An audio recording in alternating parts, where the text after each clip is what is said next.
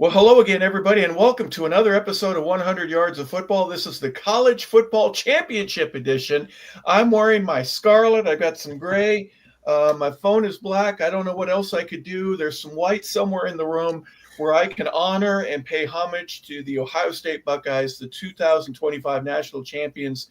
Even though it's from the 2024 year, it didn't get happen in the crownage of the royalty of being the very first in this new format. But congratulations to the Buckeyes. And we're going to start today's show by talking a little bit, not only about the game, but a little bit about Atlanta and how they did as a host. Along with us, Logan Landers, our producer and engineer, and our co-founder and co-host is Vincent Turner. And Vincent, welcome to the show. We have a national champion. Monday night's game is over.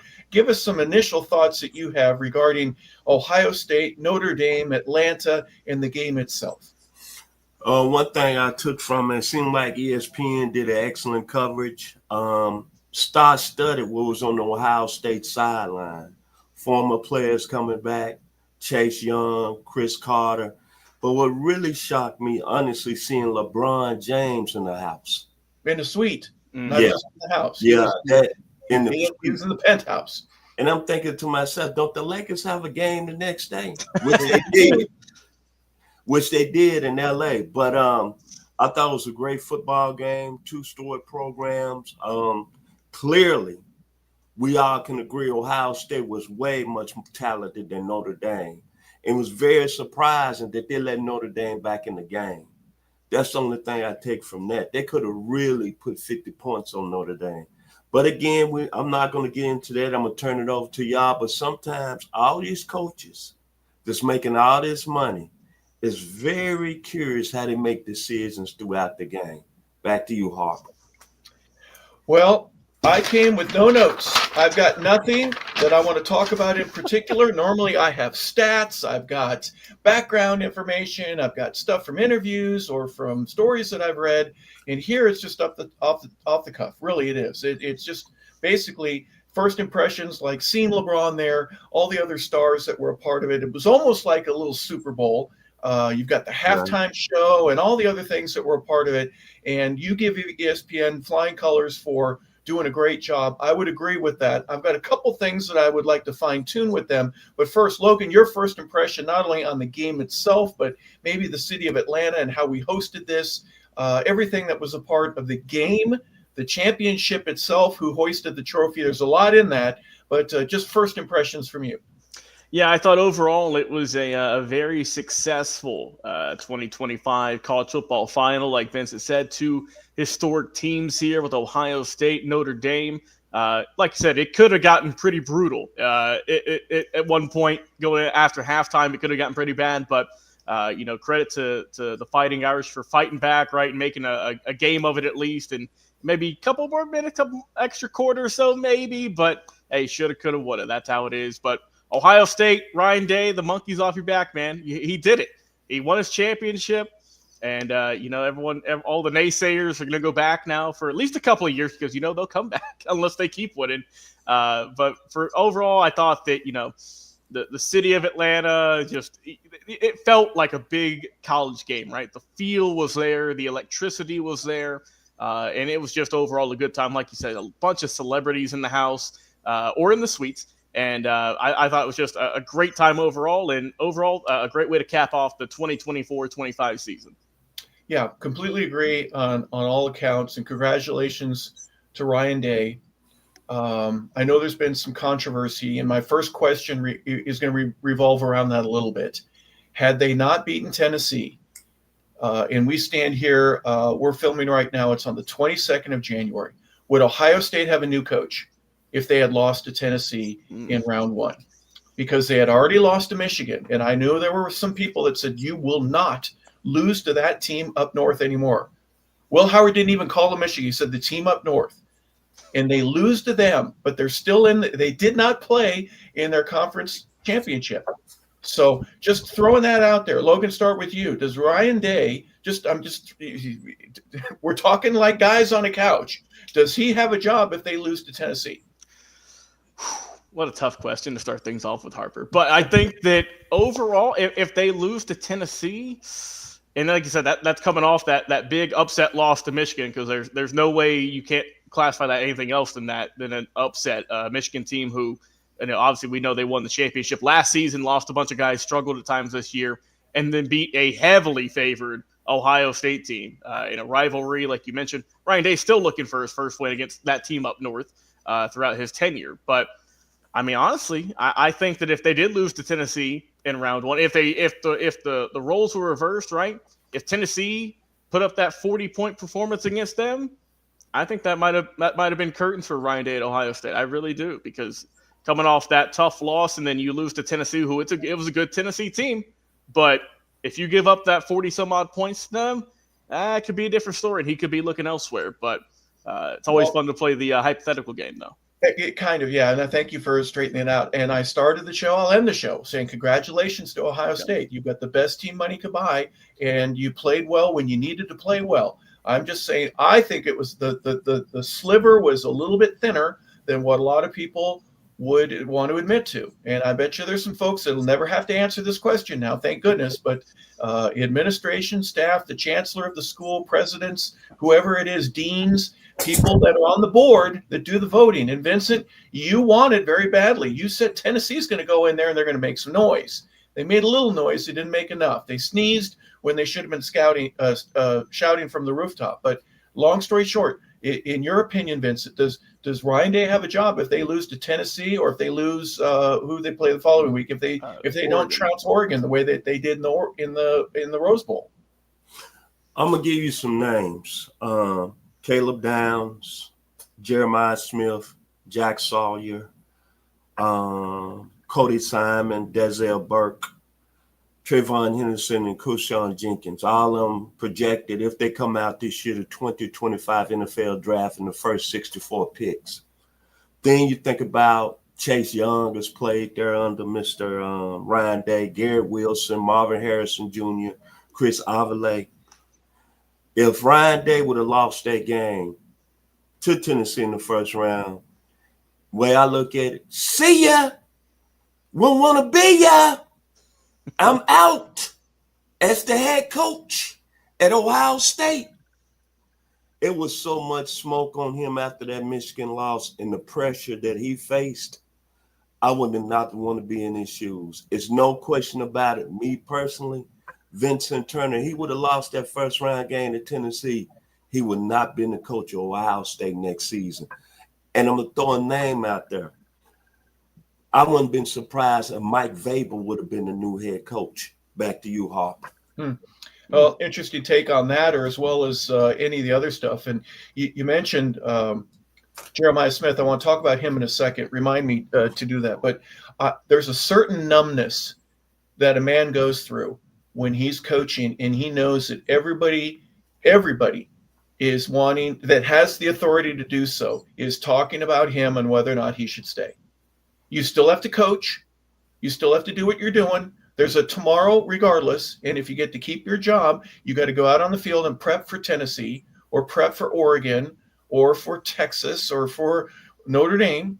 You got to prep and be ready for those guys. But knowing in the back of your mind that you still have somebody that doesn't want you there, it's just an amazing pressure. You have to deal with it. And that's why when he was running around and jumping, and when they scored their 21st point, when they scored their 28th, and then their 31st point, he had I think there was a big monkey that was taken off of his back at that time. I don't know if you guys were looking at it that way. I'm just thinking, man, the joy that he has, unadulterated joy, just I loved it. A great passion, very genuine. Most coaches wouldn't do that. And if I were on the other sideline, I'd be a little upset. Hey, dude, you're leaping. You're acting like you've never done this before. Oh, that's right, you haven't. So that's why I kind of give him a pass with that. But is anything of what I said, Logan, start with you, anything that I'm saying that's just out of line and doesn't make any sense at all? I just think it was a very thin line that this man had, and that team, he did something to fire them up after that Michigan game.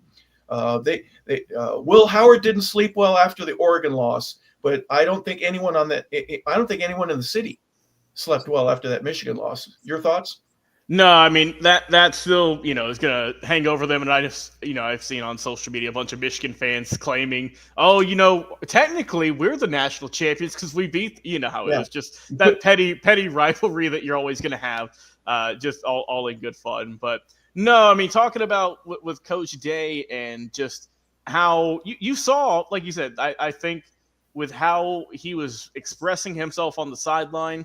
And then also in the locker room after the fact, just it looked like, just like you said, he was like 7 years old, right? And playing these scenarios in his head and saying, man, I finally won the big championship and I did it. My team did it, obviously. And like you said, I think just all that weight he had on his shoulders was finally lifted off, because you mentioned that if he lost that opening round game, if he would have gotten fired, I wonder if he would have lost the national championship game if he would have gotten fired, if they would have kept him on there. Because that's been the one crux around Ohio State for many, many years now. Last year they lost to Georgia in the Peach Bowl. Then they lost in the national championship to Alabama. So I think that just all of that, all the tough losses that he's had over the years, like I said, the Michigan one also in the regular season, that was just finally good for him to say, all right, I finally got through all that adversity. And came out, through greener pastures, and we can raise this title above our head, and I can finally, at least hopefully for some amount of time now, have some good job security and not have the fans want me gone here after every week. So you could tell just he couldn't wipe that smile off his face after the game. Yeah, I like you. I believe it was genuine. It was like if you mentioned him being a 7-year-old, he got the 5-speed bike. What was the right color? It was the right size. Yep. It had just the right ribbons hanging from the tassels that are hanging from the handlebars. Whatever it was absolutely perfect. And again, Vincent, this is a hypothetical, but I honestly believe that if he had lost any of the games prior to the national championship, is after that after the Michigan loss, he's on razor thin ice. And congratulations again. I told you at the beginning, I'm telling you, all praise and honor go to you guys for winning. You are the best, and congratulations. I'm just saying I recognize that his enthusiasm was very genuine. And now he gets to set himself apart, Vincent. He's the very first in this new era where we got 12 teams. Now, if we go to 16, there'll be another new first. But for college football to go to this playoff-uary, isn't that what they called it, the commercial, the playoff-uary? Happy playoff-uary, Sheriff. It's hilarious. Love that commercial. But, razor thin, but he made it happen.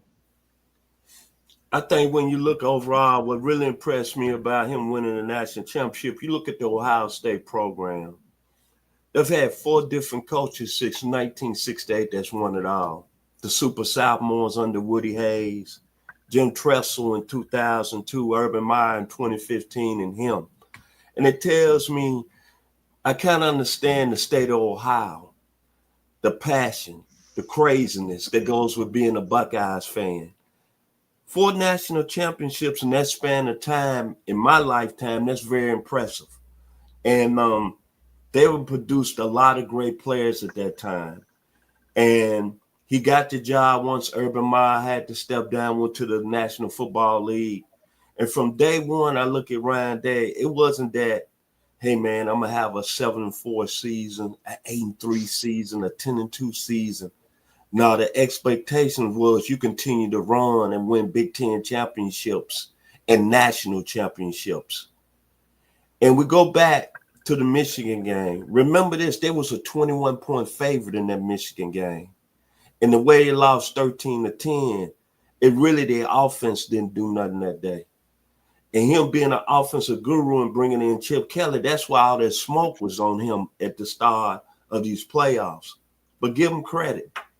They had the best talent that money can buy. What was it? They spent almost $20 million in the portal. Mm-hmm. They got the best running back. They got the best safety, one of the top 2 players in the country. Seth McLaughlin, one of the best centers, even though he got injured. So the expectations coming into this season, they were the best team by talent. And they are where they should have been winning the national championship. The only thing I'm going to take for this is that by them losing to Michigan, I didn't think they'd give it to Tennessee like that in the opening game. And I'm going to give it back to you, Hawk. I know you were hurt by that and still are. That's okay. Yes, it was a good tournament. I know there's a lot of folks that said, we should have had more SEC schools. And, well, of course, SEC is going to say there should be more SEC schools because they share the wealth as a part of it. Now, I haven't seen the early numbers be official yet, but the guess is, right, the estimate, about $20 million to each of the schools for the national championship. So we'll go into the business of it a little bit. First, ESPN. Like it, love it, hate it. What were your first impressions, Vincent, in terms of the game itself? I watched a little bit of the pregame, probably 35 minutes before kickoff, because, they had that little counter, just like they do for the Super Bowl. And that's what I was going to follow up by going, did they treat this a lot like a Super Bowl without it actually being the Super Bowl? Vincent, first and foremost, your thoughts on how ESPN did the job itself of covering the game, the way that it was broadcast, and the clarity of that broadcast. B+. I thought they did an outstanding job. I thought their pregame show with Nick Saban was outstanding. I was watching a little bit over on ESPN and Pat McAfee doing his thing, but I thought they did a great job. I think it would have been an A if they had an SEC school here. If Georgia would have been here, LSU or Alabama, I would have probably gave them an A. But me, that's being me biased because I'm hurt because the SEC was left out. Now everybody's saying the Big Ten is now taking over this mantle as being the best conference in all of college football, and you can't argue. Back-to-back national championships. And convincing. Michigan blew smoke on Washington last year. Ohio State blew smoke on Notre Dame. So there's no argument. Back to you, Hawk. I think they did a good job as well. Your thoughts, Logan, in terms of just the overall, the pregame show, maybe even the postgame, they brought their best. Just about everybody that had anything to do with college football was here in Atlanta. Yeah, they, I thought it was a good performance overall. There wasn't any major outages or anything like that. So, I mean, whenever you're doing a live broadcast, that's always the big fear, right, of your video or audio cutting out. And I didn't notice any of that. So they did a good job with the technical aspect of it. Like you said, the on-screen performance with all the cast and crew involved, I thought they played their part well.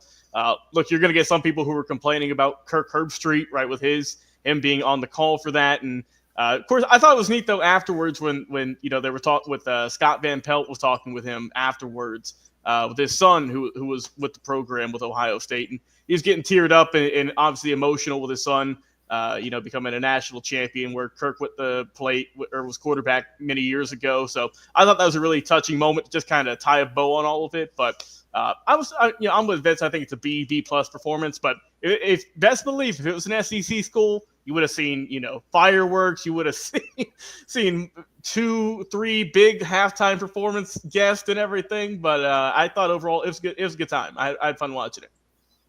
Well, I guess we'll value the SEC. They're going to get there, or at least get back there. They've been there for what? How many years? A decade with Alabama, LSU. Yep. You throw in Georgia. Their dominance has obviously been well categorized. One of my critiques of the game is please, ladies, when you're going to interview the coach, could you ask him something other than a "how did you get through this moment" question? Just tell him your thoughts on the first half is what I learned to do. But goodness gracious, I mean, they practice this stuff every day, guys. It's what they do. So when they make a big play, it's something that they've worked on. They've tried it. They've experimented with it. And then they do it against themselves. And it's just interesting to me how they think that there's no way that you could get away with this and win a ball game because you made that catch. Well, that's why I came to the school in the first place. So other than that, I don't know how the dog gets on there. I was so thrilled and delighted when Kirk broke down and started crying on the air in appreciation for how hard it was. But then that got me thinking right afterwards. He goes, would you be crying if they were fired, if they'd lost one of those games? Of course, they're the best team ever. They spent $20 million to bring those guys in. There's a salary cap now because of that. So It's a business now, guys. It's completely changed. So the genuine emotion, it wasn't us against the world. It's my best guys against your best guys, and mine are all 5 stars and 4 stars, and yours are 4s and 3s. That's one of the differences that I saw as well. The breakdown of the money yet, we don't have that, but I believe it was $20 million. That one article that I had. Again, none of this is official, but to me, guys, that just basically paid for next year, and everything that you get from here on out is all gravy on top of that. However, Notre Dame gets to keep the $20 million, where Ohio State will keep a lion's share of that, but they have to share that with the conference as well. So you've got Illinois, you've got Northwestern, you've got Penn State will all get a piece of that pie, although you get the great majority of it. But that helps to build for next year's program and the budgeting for that. All these teams get a head start that other schools, for example, Boise will only get a fraction of that. But Colorado State, Nevada, who's also in the same conference, they'll just get a small little sliver of it. Is there fairness yet? And how do we divide this to where everybody seems to be happier than the way that they would be right now? I'm going to say this. Of course not. It's not fairness when Notre Dame gets to keep all their $20 million. And other schools got to share with their other members in the conference. I heard some on social media right after the game, yesterday actually, and a lot of people saying Notre Dame needs to be in a conference. But that's why they touched down Jesus. That's why they have the independent network. They on NBC. But think about this. All these other schools had to share their pot, as you just mentioned, Hawk. Notre Dame takes home $20 million scot-free. We don't have to share. Back to you, Hawk. Yeah, because they're not they're an independent. Yep. And when someone says, "Hey, Notre Dame, you need to do this," they usually do the exact opposite. It's kind of like in the movie Dirty Dancing. Nobody tells Baby to sit in the corner, right? You can't do that. You can't tell Notre Dame what to do. And Logan, I'm just there are some folks that say, "Hey, Notre Dame earned the right because guess what? They're in the national championship game. If they got beat in the first round, or if they had lost to SC or someone else besides Northern Illinois, we'd be telling a different story. They may not be in it, but they are in it, and they being independent. I'm just clarifying this for our listeners who may not be certain of how it works. As an independent, they get to keep all of it. They're not in a conference. They are in other sports: basketball, baseball, women's swimming, tennis, predominantly in the ACC is where they play. But Logan, your thoughts initially on the money situation? Yeah, I'm agreeing with Vincent here. That's insane to me that they're going to be taking home all that money. But I mean that's just how they've been able to construct it, right? And what they've been able to do or get away with, however you want to phrase it, in the business side of things, right? Because like you said, Harper, that's a good point.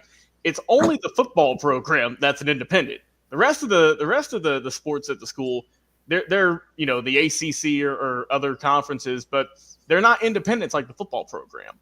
And that's the one critique you always will hear about Notre Dame is they're not in a conference. They don't have to go through, the juggernauts each and every season. You're not, like Ohio State, who has to face their litany of opponents every year. I mean, Notre Dame, they played some tougher competition, but I don't know, strength of schedule, I don't have top of my head, but I can guarantee it wasn't as high as Ohio State's was. Ohio State beat 5 top 5 teams this season, counting the playoffs too, obviously. But I have an issue with it, but there's nothing we can do about it because, like Vince has said, they are touchdown Jesus, and the inner workings behind the scenes, they obviously they know what they're doing. If they were able to keep doing that and bring back all the money to the program, which once again just kind of funnels it, right? That you got all this money, you'll bring in more players, better players next season. And, we rarely see Notre Dame ever struggle, right?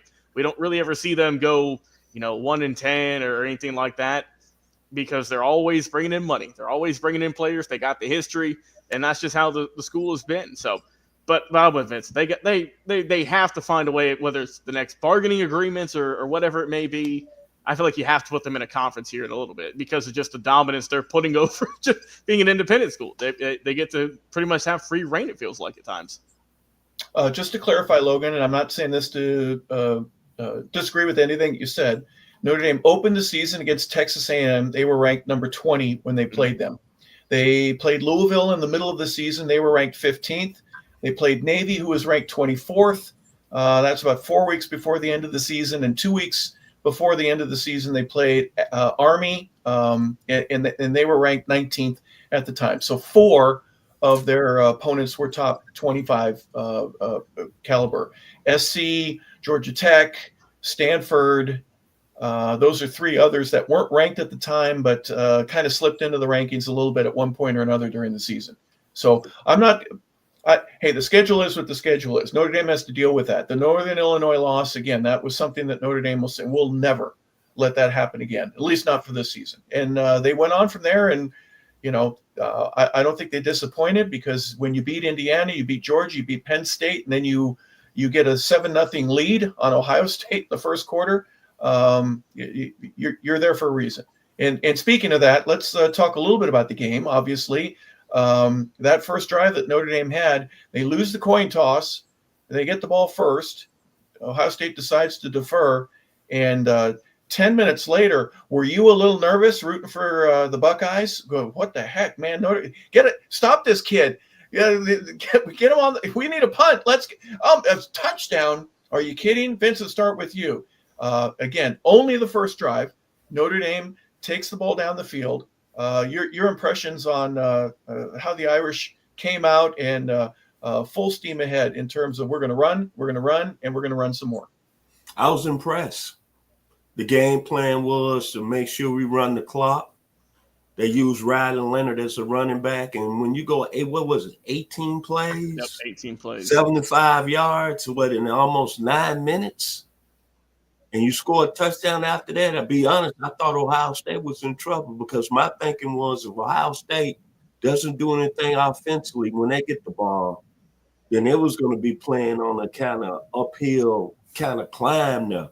But Ohio State, with the talent they had, went right back down the field, scored. Master scored 7-7, and I thought that was the ball game now, because it seemed like Notre Dame said, okay, we did everything we could. We threw our best shot at you. Now, y'all came right back down with the offense, because we thinking our defense can hang in there. And then really, look what happened after that. They didn't do nothing offensively, Notre Dame.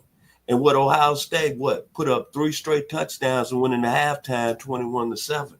Yep. And to me, I thought that was the ball game right there. And the biggest key for me was that Riley Leonard, in my mind, I know he was going to play a good game, because I know Marcus Freeman now was going to not let him really be throwing the football all over the place.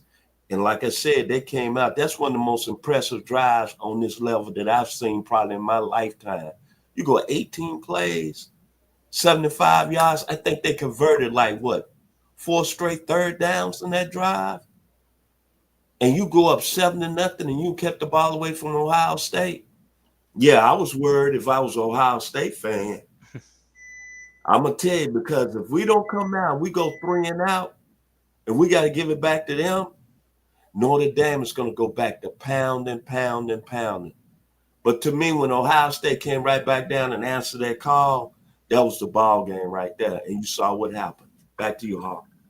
Yeah, I was real impressed with the first drive. There was one portion of it, Logan, that did get me concerned a little bit. When I saw Riley and he was breathing real heavy, I didn't realize it till after he'd come off. After they scored, was it Molly McGrath was on the side. They went down to her and she goes, yeah, he fell on the ball during one of those runs and he couldn't breathe. So I felt a lot better, but he threw up. He did whatever he needed to do, get back. But I was really worried about that. I'm going, gosh, why does this guy look like he's so tired? He's gassed. He only had 9 carries, but he was just gassed. Nerves, obviously conditioning. I'm thinking the worst of this. And next thing you know, okay, he'll be fine. And he was a little injured, but that's part of the game. But that first drive, again, Logan, your thoughts there. I know you were rooting for the Buckeyes, or at least, you thought the Buckeyes were going to win. Did you have a little bit of a, I don't know what's going on here, man. We got to stop these guys. I was wondering if they were going to even get the ball in the first quarter with how long it took. I mean, 9 minutes, 45 seconds is how long that drive took. 5:15 on the clock when they kicked off. Yeah. I was wondering, I was like, oh my gosh, like, are they really going to keep the ball for this whole first quarter? Because it felt like, like you said, there wasn't that big explosive play. They just nickel and dime. They got the third downs. They kept moving. They kept going. Like you said, and it was beauty. It was a beautiful first drive, a great way to kick off the game. But like Vincent said, if Ohio State hadn't have scored, I was thinking, all right, well, they're going to get the ball, march it down for another 15 minutes, and then we're going to be at halftime. It's going to be 14-0 already. So I think that after they had scored, I think, credit to Coach Day and everyone, they rallied the troops. They said, all right, we're going to take a little bit of time too, because let's not forget their drive was 11 plays. That took about 6 minutes on their end. So wasn't quite as long, but they still, they were a little bit more methodical as well going down the field and said, all right, we can go, blow for blow with you here. And then, like Vincent said, they didn't punt. They scored 3 straight possessions, which really helped them out. And they showed, all right, look, Notre Dame, it felt like you just you threw your big punch, right, in the first drive, and then that was it. Then you had to go back to throwing some jabs. But with Ohio State, they were doing body blows.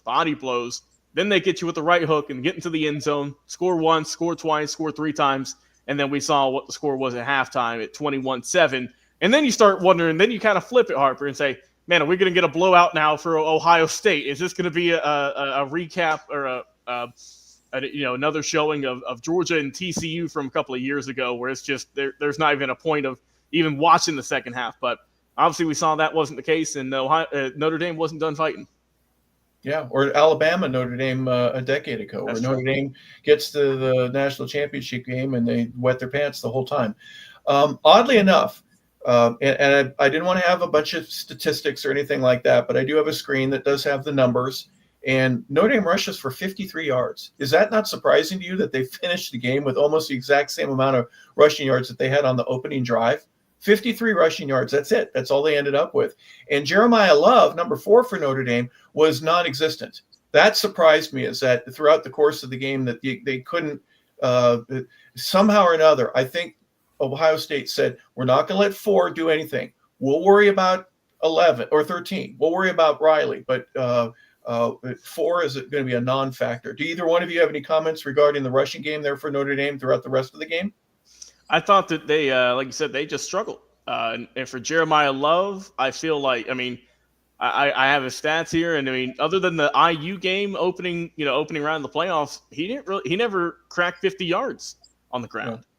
Yeah. But also let's not forget too that he had that big run against Indiana that had to be 97, 98 yards. So that was the bulk of the yards right there. But I think, and like I said, he had a good regular season, ran the ball for over 100 times, 3 or 4 times. So he had some good games, but it just didn't show up in the postseason when it mattered most. And it made Notre Dame look stagnant on offense. And it was, okay, we have to get it done with the arms now because the legs aren't working. You said Riley Leonard was the leading rusher, but he ran it 17 times for 40 yards. Like you said, the credit to the Ohio State defense. They were not allowing the run at all in this game. And they made Riley Leonard pass, which we know, I'm not saying he's a bad passer, but he isn't the elite passer that we've seen, I would say, Will Howard become during these playoffs. Yeah, completely agree. And, I think that Notre Dame's up front line, especially at tackle, they were a little weaker. They had some injuries, obviously. They got fits, but they didn't move people around as well as they had done earlier. And I don't think they knew how to account for Caleb Downs or the safety dropping down. They could block 6, but there would be 7 in there. They could block 7, but they couldn't block 8. Ohio State's free roaming guy did a fantastic job of forcing everything back into the middle where everybody else was. I don't know anything. I'm just saying that's to me is the quick, immediate result of what I was looking at. And Notre Dame just couldn't run the ball, and it affected them. They are 3 and out and they punt. They're 3 and out and they punt. Next thing you know, Vincent, they're trailing at halftime 21-7. I think Jim Knowles, the D coordinator, made a great adjustment after that first drive. Basically, you just brought up a good point, Harp. Caleb Downs played real well in the box. So After that first drive, Mr. Knowles said, I'm not going to let them control the game, run the football. And then Notre Dame got behind 21-7. And tell you the truth, the running game wasn't going to win the game for them or get them back in the game. And like I said, I was very surprised. I want to give credit to Riley Leonard. I thought he played an excellent game throwing the football. And the receiver, I think, is going to make him some money next year, Jaden Greathouse, who had a great game against Penn State. Didn't have great numbers coming into playoffs. Really hadn't did none of the young men out of Westlake High School. 6 receptions, 128, 2 touchdowns. I thought he played at a high level. And give credit, again, to Mr. Riley Leonard in the passing game for Notre Dame, because that's what got him back in. But if you want to say the hero of this national championship game, we talk about Ryan Day. We talk about so many great players at Ohio State, but I think you got to give it to the coordinator, Jim Knowles. Especially after their first drive, as you just mentioned, Hop, he moved Caleb Downs in the box. They said, you know what? We're not going to get embarrassed. We Ohio State. Y'all not going to run the ball down our throats like that. And they forced Riley Leonard early and kind of throwing the football. And the thing that really amazes me is that when Notre Dame got down 31-7, you saw Riley Leonard throwing the pig all over the field. And that kind of occurrence when they got down 14-7, 21-7. I want to know, and if I had Marcus Freeman right here beside me, why y'all play so conservative when y'all got behind like that? And then y'all opened it up when it was 31-7, started letting Mr. Leonard sling around the yard. Back to you, Hop. Yeah, it was very interesting. He ended up with really good numbers. He was 22 for 31, Riley Leonard was. But there were times in the first half he was bouncing the ball all over the place. He'd get pressured and he'd release it and to avoid the sack, and he'd throw it in the general vicinity of somebody. I understand throwing it away. There's a difference. But there were other times where he had to get rid of the ball, and he struggled, and the team did. So that's where the punts come in, and next thing you know, you're giving a turnover or possession back to Ohio State, and they certainly took advantage of it. You know, it was 7-0 at the end of the first quarter. Logan, you had mentioned that Ohio State, their first drive was about 6 minutes. I think their next two were a total of 4, right? Total of 4. They scored quickly, and I think their speed was a little bit more where Notre Dame linebackers and their secondary is going, dang, these guys are faster than we thought they were. Am I wrong? Because their ability to just move the ball, they had 214 rushing yards. They had 231 passing yards. They were beating Notre Dame every which way. And I mean, also, it didn't help the fact that Will Howard was pinpoint precision tossing the rock. What was it? He had 12 or 13 straight completions. His first incompletion was with, I think, like a minute and a half left in the second quarter. So he was with a whole half without throwing an incompletion. That is tough to do. It don't matter if you're throwing a check down, if you're throwing a slant, whatever you're doing. That's impressive nonetheless. So. And like we said, he was a big factor coming into this game. The speed of the receivers. I know you mentioned you want to talk about Jeremiah Smith. He had a great bounce back performance. Someone who was shut down in the last game. There's no question about that. He was getting doubles. Lot of pressure on him. Knew he had to come out and perform, and he did just that. And he was their leading receiver, 5 grams for 88 yards. But Emeka Egbuka, he was right behind him too. He had a great showing as well. A good 1-2 combo. And as good as the passing game was, like you said, I think the running game for Ohio State, the speed, really in all assets, whether it be the receiving speed or the running back speed, or even Will Howard. Will Howard had a great day running the ball. Ran it for, I believe it was a season high, if I'm not mistaken, 16 carries for 57 yards. He wasn't afraid to say, all right, I got some pressure on me. Let me run the ball. Let me get this first down. Let me scramble for a couple here. And that's the quick decision-making you have to help get your team to the win and obviously help win a national title. But, as much as we talk about these guys, I mean, Quinshon Judkins needs its flowers. 11 carries, 100 yards, 2 touchdowns on the ground and 1 in the air. Have yourself a day, young man. He brought the fight to him, and it felt like Notre Dame just could not stop him. He looked like just a man on a mission, and he was going to the end zone no matter what. So I think that, I know Howard won the MVP, rightfully so, but I think that man Quinshon Judkins was probably 1A, 1B, because he was phenomenal in that game. Yeah, I think the Ohio State Buckeye fans are going to. You're 39 minutes into your show, and it's about time you mentioned Quinshon. About stinking time. What a great game he had, and for obvious reasons, 9.1 yards a carry. I don't care where you're playing, but in a national championship, are you kidding me? Fantastic performance, found the holes, burst through everything, and again, just made everybody else look slow around him, and they aren't slow, but he made them look that powerful. Will we see him, Vincent? Will we be doing a draft special? I mean, what a game to go out on. You want to go back for your senior year and trade time with Travion Henderson, or do you risk it all and just say, listen, I'm as good and as hot as I possibly can be. It's time for me to leave. Well, it depends what Ohio State offers him or what any other school. I'm sure you got some $1 million deals on the table from an NIL perspective, but if it was me, I'm coming out. I'm agreeing with you because you're the veteran. You played in the league. You know what's up. You played at a high level. You can't get no hot right now. 100 yards in the national championship game, 3 touchdowns, as Logan just said. Me personally, I'm coming out and see where I stand in the draft because the combine is going to be coming up the end of February. The only thing that really concerned me from a running back was that he got ran down on that, 77-yard run? Somebody ran him down, and I thought he was much faster than that. But other than that, it was my position. I'm coming out because right now, Quinshon Judkins, if you look at if you had to say what y'all gentlemen say, he's right now top five back going into the draft. Yeah, I know we got the young man out of Boise State, Ashton Gente, but Mr. Judkins right now is surefire second rounder and could sneak up in the first round because he showed me he got a little skill set to him. He can catch the ball out of the backfield and he look like he's got good hands. And I know that he's very happy, the young man out of Montgomery, Alabama, because he said something after the game. And I saw an interview and he said, Mr. Lane Kiffin and Jackson Dart, y'all gave me a hard time when I left Ole Miss last year. How you like me now? National championship ring, baby. Back to you, Hawk. Yeah. And when he scored, he had a little in him too. Like a little he had a little I'll show you what else I've got. Yeah. Let's also talk a little bit about the defense. Cody Simon had a heck of a game. Obviously, he wins the defensive player of the national championship. Sonny Styles played well.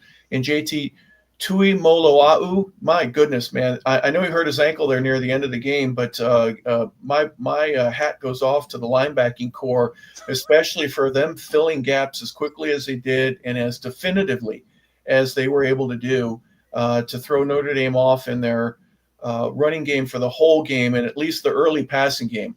Riley Leonard didn't know who was going to be open because the way these guys were covering and the tackles that they had. Between the three of them, they had a total of 22 tackles out of 54. So well done there by the linebackers. Yeah, the linebacking core was – look, we talked about the talent going into the game, and the talent showed up, right? We knew these were really good players, and it's just more so how can you perform against the other best team in the nation? Can you do it on the bright lights? And clearly Ohio State's defense, they lived up to the task, and they all of them performed, right? I mean, all of them had good numbers. They all made their presence felt. And like you said, Cody Simon just a little bit better that day. That's why he took home the MVP awards on the defense. But, hey, man, when you get 8 tackles, 4 solos, a tackle for loss, you're doing something right. And he was all over the place. Well, you had mentioned Jeremiah Smith earlier, guys, and I'm going to throw him in right now. Yes, great game and all that kind of stuff. But as a freshman, does he risk it all and say, you know what, I am going to go legal action? I'm not going to say he's going to sue, but he's probably going to try to say, I'm ready for the NFL and be one of those guys that says that I don't want to wait 3 years. I want to at least pursue this now. Now, we can look at him and go, well, you know what, you're a full-grown man, and you probably could make it. Someone would give you a chance after just a brief workout. They would say, well, yeah, we'll give you a tryout. Whether we sign you to a bigger contract, a free agent, or whether it be a draft pick, that's going to be completely different. And the reason I ask this question is because the NFL has the rule. It's not the NCAA. In basketball, we all know that you can go straight out of high school. Or you can go to a college for 1 year and declare yourself eligible. No problem. The NBA says, fine, bring it. The NFL doesn't have that same situation. You have to wait a minimum of 3 years from the time that you leave high school. So does he become the poster child for that to go to probably the Supreme Court? And the Supreme Court will rule in his favor. I guarantee you. They'll tell the NFL to stick it. The NFL doesn't have the right to withhold him from trying to play in the NFL. They shouldn't have that. So legally, that'll be an interesting question. Vince, let's start with you. Does this guy impress you enough, Jeremiah Smith? Or do you think now he just needs to cool down the jets a little bit, just wait his 3 years like everybody else, and then move on from there? 6'3", 225, legitimate 4'4" guy. Had one of the greatest performances that we ever seen on the national level in the college football players against elite talent, against elite teams. Had the biggest reception of the game, a 59-yarder that eventually won the game for Ohio State. I'm going to say this. In my lifetime, I've seen only maybe 2 players I thought could go from the high school ranks to the National Football League. That was a young man out of Tyler, Texas. We talked about him in the past, Mr. Earl Campbell. And then the young man from Philadelphia, Mississippi, a good friend of ours, Mr. Scott Case, and your former teammate told you how good Marcus Dupree was. I put Jeremiah Smith in that category.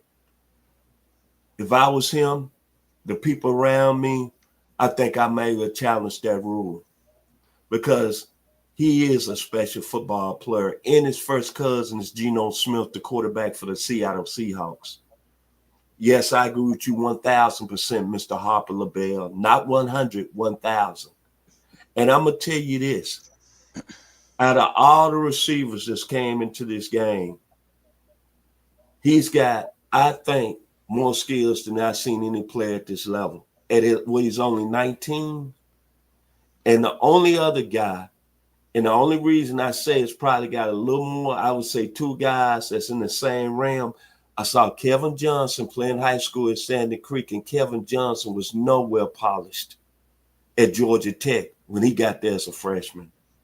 And then Randy Moss. Now, Randy Moss went to Florida State. We know the story, got kicked out of Florida State. Then he went on to Marshall, had outstanding sophomore and junior seasons.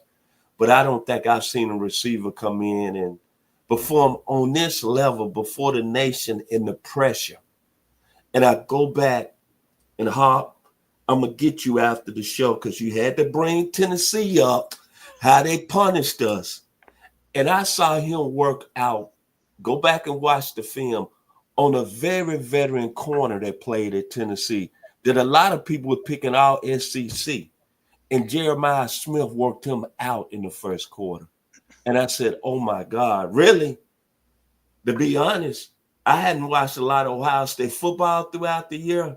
But I said, is this guy this good? Is this young? But his stature, 6'3", 225, he's physically gifted. I would challenge the rule. Excellent point today, coming from the superstar, the NFL vet, Mr. Harper LaBelle. Well, in that national championship game, he averages 17.6 yards per carry. He was doing that all year. And that, Logan, to me, nobody can cover me. I mean, I hear him say stuff like that. You'd read articles, and guess what? Nobody could. And Will Howard gets the ball to the guy who can do things with it. What is to stop him from making it to the next level? Only thing I think that can stop him is himself, honestly. I think that if he was to try this and kind of push the boundaries for what you can do and kind of be that trendsetter, I think he'd be the right guy to do it because you can, like I said, the numbers back it up, the film backs it up. However, I don't think he's going to do it though because he saw if you saw the post game, he had a little fumble in a sense. He said he's feeling good. He said I got that first one, time to get 3 more, and then he corrected himself, said 2 more, time to get 2 more. So it seems like he's going to stay. He seems like he feels confident in college with the Buckeyes. But, I mean, that's not, doubting his ability. Obviously, we've talked about him and how impressive he is. But, I mean, depending on how long he'll stay for, if it's 2-3 years, I think, we could be seeing his name in some record books when all things are said and done. He's one of those guys, just give him the ball and let him go to work. It's as easy as that. The rule as it stands is 3 years removed from high school. So you could be a junior if you play your freshman year like he did, or you could be a redshirt sophomore, meaning you played or didn't play in either your first or second year. You may have played as a freshman or sat as a freshman, and you take a redshirt year, and then you have 2 years on top of that. So we'll see. And one thing that I really didn't consider before even asking the question is it's a completely different ballgame now when you've got $20 million in a cap that you'll get something from, right? And so financially, you're not as dependent on an NFL contract. You already are sitting pretty good. There's not a whole lot of 19-year-olds that are millionaires and or multimillionaires by the time he's eligible. So it's not from the economic reason necessarily. But I know why the NFL did it. There's obvious reasons. Your maturity level, your age, for example, you can't even have a beer with any of the guys. Wait, you'll get your chance, but grow into who you're going to be, because your chance of making it and being successful when you're 22 is completely different than when you're 19. Completely different. Basketball might be a little bit, you're not going to play a whole lot as a 19-year-old anyways. Kobe didn't start his first year. He did a little bit, but come on, he was the guy that came off the bench. Same with Moses Malone or Daryl Dawkins, some guy named LeBron who was at this game. So different ways of looking at it. So whatever the perspective is, we'll find out. But I think he'll be very happy staying for another year or two at Ohio State. If he doesn't like it, he can always move and maybe make some more money going somewhere else. Who knows if we don't see him in a Notre Dame uniform in 2 or 3 years. I'm not predicting that, folks. Anyways, all right. Second half, guys. I saw bitter bear face when the Irish started coming back and Notre Dame scored. I'm looking at all these Buckeye fans chewing their fingernails off. I was as happy as they could be if I'm an Ohio State fan. When we get our 31st point, we got nothing to worry about. We got this game locked up. They don't have enough time. They can't score fast enough. There's no way. Greathouse played well, don't get me wrong, but that missed field goal killed everything for me. Notre Dame, we're done. Well, congratulations on a great year. We'll be happy to shake your hand. You got where we didn't think you'd be. Go Irish, right? That's what I would be saying. But Logan, I'll start with you. Second half, were you a little bit nervous as a Buckeye fan?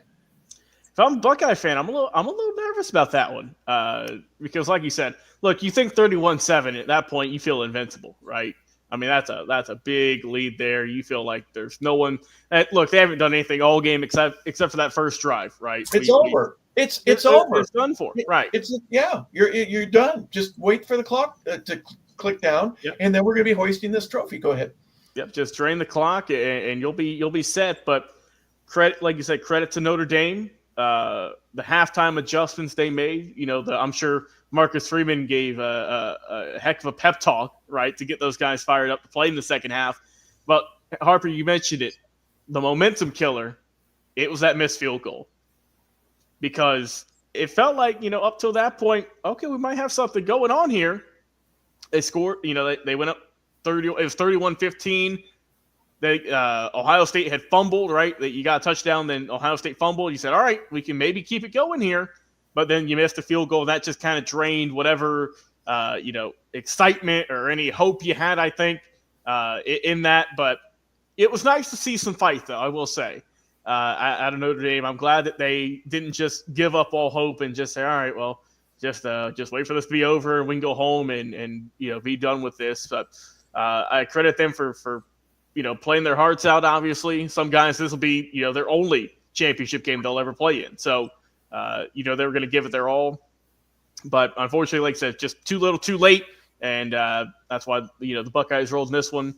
And if they would have found out, if they whatever recipe they had, they would have got it in the first quarter, late second quarter, carried into the third quarter, maybe they would have gotten a little bit better. But it's just a little bit too little, too late, and that lead was too big.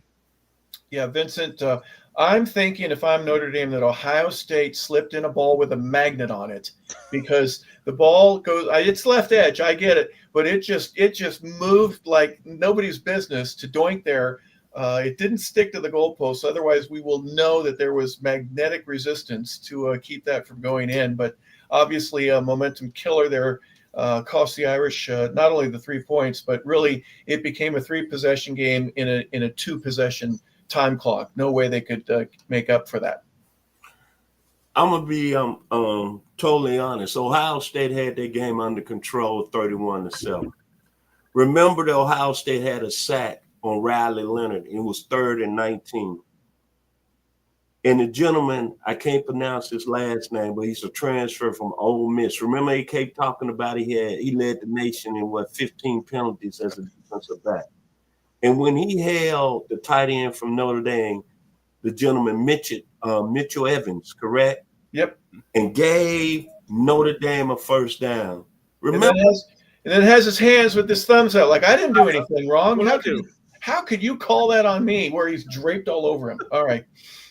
Notre Dame doesn't convert. They got to punt it back to Ohio State. Technically, the game is over. But when that young man committed that penalty, it gave Notre Dame life. Remember, they scored on that drive when Mr. Greathouse, Caleb Downs missed that tackle. The young man out of West Austin, Texas, took it to the house. 31-15, they converted the 2-point conversion. Then Notre Dame drives down 4th and 2. You brought up a good point, Hawk. Why are you trying to field goal? It's going to be a 2-possession game. You got them 4th and 2. I can't think where they had the ball, 28-yard line, Ohio State. And you spread them out. You got a quarterback, Riley Leonard, that's almost 80-90% A+ running for a first down on 4th down, and you try to field goal. To me, that was the ball game. You go for a 4th and 2, you make it there, you push it in the end zone, you convert a 2-point conversion, and you still got a lot of time left. It was almost 6 minutes left in that football game. And the only reason you got back in the game to make it 31-23, Mr. E.E. had that fumble. That's the only reason you got the ball back. But to me, that made me cringe because you 3rd and 19, brother. And you get a holding penalty, that's momentum shift. Notre Dame goes down the field, score a touchdown, they back in the game. And then Mr. Marcus Freeman, I'm going to say it one more time. Baby, you done an outstanding job. Just like the gentleman here on our staff, Mr. Landis and Mr. LaBelle said, you went through Indiana, you went through Georgia, you went through Penn State. You're 4th and 2, man. It's only a 35-yard field goal, but I'm going for it 4th and 2. And I got Riley Leonard under the center. Think how much if Notre Dame would have pushed that in the end zone, they still got 6 minutes left. What would happen right then and there? What would have happened, Ryan Day? Pressure. And might bust the pipes. We wouldn't been seeing Mr. Day run up down the sideline. To me, that was the key of the game. Back to you, Mr. Harper LaBelle. Well, yeah, there were moments there where, again, just like eating corn on the cob, just fingernails just disappearing on all the Buckeye fans. But I told everybody I'm rooting for the Irish. I'm not ashamed of it. I didn't think they'd win. In my mind, I said Ohio State definitely has a better team, but I'm going to root for the Irish. It was nice to see Lou Holtz there. Lou almost is as small as the chair. I've never seen anyone look smaller than Lou Holtz there on the sideline. But Jerome Bettis there at the beginning, all the Irish fans and folks that were rooting for him, you may hate him. That's fine. Yeah, don't care. But I thought, yeah, you've got this game, Ohio State. There's no way you can give this back. No way. And they didn't, and they end up winning the championship. They didn't lose it. They ended up winning it and deserve it. If Notre Dame scores again and doesn't go for the field goal and tries to get that touchdown there, now we're talking about a completely different ball game. It's a 1-score game with six minutes left. That now it's let's see who has the best team. But all for naught. That's all hypothetical. After the game, the celebration, we've been looking at pictures of this all throughout, fans. We We watched them celebrate. And my question to both of you, we'll start, Vincent, with you, is what's next? What's next for Ohio State? What's next for the national championship? And what's next for college football? Are you any? I'm not talking about what your 2025 thoughts are yet, but I'm talking the business of the game. And we don't have the ratings yet. I think they're going to be good. We had initial numbers, but they're not final. What are your impressions in terms of how this season went? And give a quick little synopsis of where college football is headed. I love the season. I love the 12-team playoff. I think it gave the college football, I want to say, network a different feel. It was almost like a Super Bowl, the playoffs, following these teams, following the stories. Me being a big-time college football fan, I loved it. Not a subplot going into next year. Ohio State, I just heard something this morning on social media. They're going to be the consensus number one team. Texas is going to be number two. They play, I believe, the first week. Texas goes to Ohio State, and Arch Manning is allegedly going to be the starting quarterback. But I think it's a very successful product. And I think I wouldn't be surprised if they move it to a 16-team field and change some of the seeding where we won't have teams like Boise State getting first-round byes. But my impressions, I think it's one of the best years of college football. Just because I know it was a long season. A lot of people say they started on December the 20th and ended on January the 20th. But, man, football is it's at another level right now with so many networks, Peacock, ESPN2, Netflix, Prime Video, college football coming there too. So, hey, man, me personally, I enjoyed the season 100%. Back to you. All right, real quick before I go to Logan, I'm going to ask both of you the same question. Is it too demanding? These guys miss Christmas, they miss Thanksgiving, they miss New Year's. They've been doing this nonstop since early in August right now. The grind on the players and the coaches, but mostly on the players. You see a few guys that get injured right before the playoff. It's a 16-game schedule now instead of 12 in many cases. Just give me your first impressions in terms of just the way that you think that how are players going to be able to suit up for this, and should anybody care because they're all getting money now? It's tough because, like, Vincent, let me go Vincent first, and then Logan. I'm going to follow up with the year with you. So please forgive me. But while I had Vincent on from the previous call, just is the playoff format, is it too much? I'm gonna say it real quick. Of course, it's demanding, but it's all about money. Like our friend who's going to be on tomorrow, Mr. Stephen Travers, said, it's about the money, the OJs. Money. Of course, it's demanding on these young men. But when you're making money, what did we say each team gonna take on what for winning the national championship? What's that number again? 20 million? Okay, I don't have to say no more. Back to you, Mr. LaBelle. Just for that one game, and then they'll split from the others as well. So Logan, please forgive me for interrupting. Your thought on the players, the demand that's on them. I can't call them a student athlete because how are you going to go to class when you're not even in the state? Yeah, that phrase, it don't mean anything anymore, I don't think, because like you said, they're all getting paid now, a lot of money. Sometimes more money they'll get paid in the league depending on where they get drafted. But yeah, I think that with the league that I think I'm with Vincent. They're going to keep it with the 12 for now. I don't think they're going to bump it up. I think 12 is a good number personally. Just kind of looking at next year. I know there's rumors about maybe going to 16, but I mean, at that point, I feel like we're just kind of overcrowding it, right? We went from 4, then 12, then 16. So it's like, why not just keep adding more at that point? But I think that 12 is a good number, right? But they do need to do some tweaking with maybe, the conference champions getting buys, because we saw all of them got bounced this year. How you can figure that out, whether it's, straight the schedule, top 25 wins, whatever it may be, that's not for me to decide. But I think that, I get it's a grind, but it's becoming more of a full-time thing, right? You don't see a whole lot of guys playing multi sports in college. At least not a whole lot, right? There's still a few, but you don't see many guys playing football and baseball or football and basketball or so on. That's a rare type of guy now. To whereas before you'd see a little bit more of that, but I mean it's all around year thing now, right? It's from now they're to training. I mean, there isn't really a rest for you to be a student athlete anymore. To be a student on campus, it's like a business.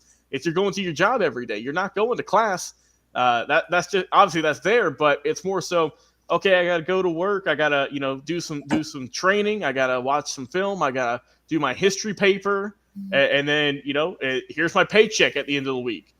And that's pretty much how it is. Being in college athletics nowadays is with these guys getting paid. And like I said, I know that they're playing for holidays like Christmas and New Year's and some other ones obviously, but like you said, that's just the way the sport goes and how the schedules face out. So that's just how it is.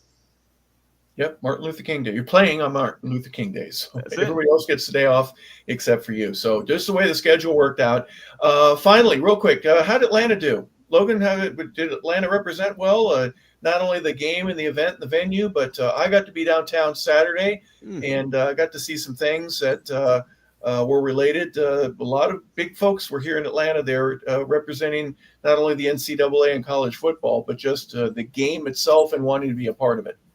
Yeah, a lot of big names here. Obviously, like I said, a lot of history with the two schools. A lot of big names that went to these schools. So that if they were able to, they were going to show up.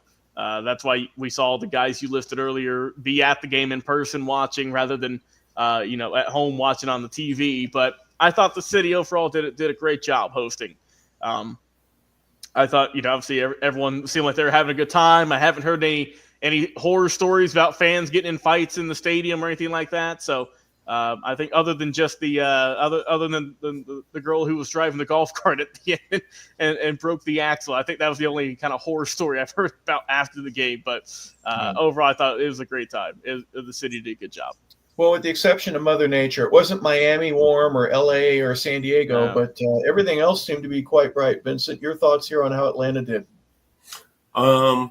A+. You talking about college football, this is the capital. I'm glad they moved the College Football Hall of Fame right here in the South. I think any city can put on the show, but Atlanta does something very special. And the beautiful stadium, the Mercedes-Benz Stadium, this is college football. And then you got the Georgia Bulldogs right down the street winning. What more can you ask for? The city of Atlanta represented at a very high level. Well, you got Tech, you've got Southern, State, Kennesaw, Valdosta, West Georgia, Clark Atlanta, Morehouse. Who am I missing, guys? The state of Georgia, well represented here this year for the 2024 finale, the 2025 national title. Obviously, Atlanta being a part of it. Next year it'll be in Miami, but in terms of the rotation, I think Atlanta did well, with the exception of everybody had to get an extra sweat top or a pair of gloves because of the cold. But I think Atlanta fared very well, and we'll earn another one. You mentioned the stadium itself. There are people that really like the stadium. It's conducive in different ways than what the Georgia Dome is to host the championship. Things are really close. It's nearby. Your hotel is only a hop, skip, and a jump away. And some places don't have that affordability. So congratulations, Atlanta. Congratulations, NCAA. And congratulations to Ohio State and to the 135 other organizations, schools throughout the country that play for the national title. Final thoughts, Logan Landers, here on the last show that we'll have regarding the college football previews. Yeah, it's finally over, right? We've done a lot of game previews, talked about a lot of coaches, a lot of players. Obviously, we're going heavy into draft season now, so we're excited to see. We get to look at all these guys' final stats and whatnot, and how we think they're going to prepare for the combines and everything. So excited for that portion of the season now. But what a year it was, right? A lot of intrigue. Obviously, starting off the year with the first 12-team playoff, how that was going to go. A lot of big upsets that happened, which you always love to see in college football. And all ended with a predominant team on top, right? Two of them going at it, and just one being a little bit better than the other. Also, the narrative in this one, too, with two coaches who had struggled to win big games, let alone national championships. finally meeting in the last game of the season, I thought was good. And like I said, the Notre Dame had a good fight, man, but it just wasn't enough. And credit to Ohio State for pulling it off and getting their first championship since 2014. So just over 10 years. Yeah. Well, 7 months until we kick it back up and August rolls around. But Vincent, your thoughts here to finalize the last show that we have in terms of the 2024 season. Your summarization. Outstanding football season. I like to say personally, thank you for joining the team this season. You've been a pleasant blessing. It's been an outstanding year watching all these great college teams play.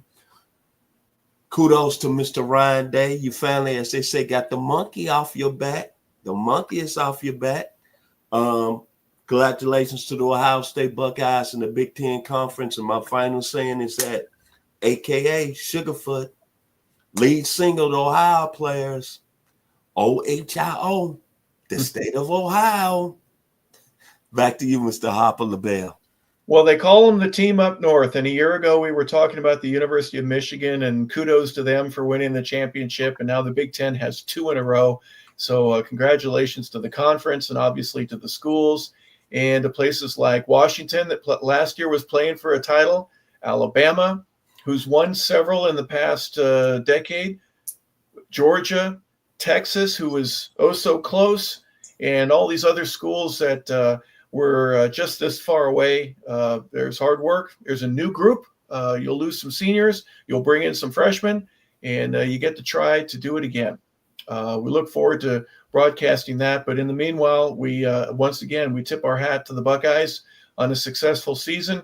Thank you for making a great game out of it, Notre Dame, and for having a terrific season yourself, and for all the others that were able to participate in the 12-team playoff. Just to get there was certainly a great honor and a lot of hard work. And for the others that weren't quite able to make it there, we want to salute you as well. You made the game better, and it was great this season to watch, to observe, and to talk about each and every one of the schools that we did. So that will do it for us for this year.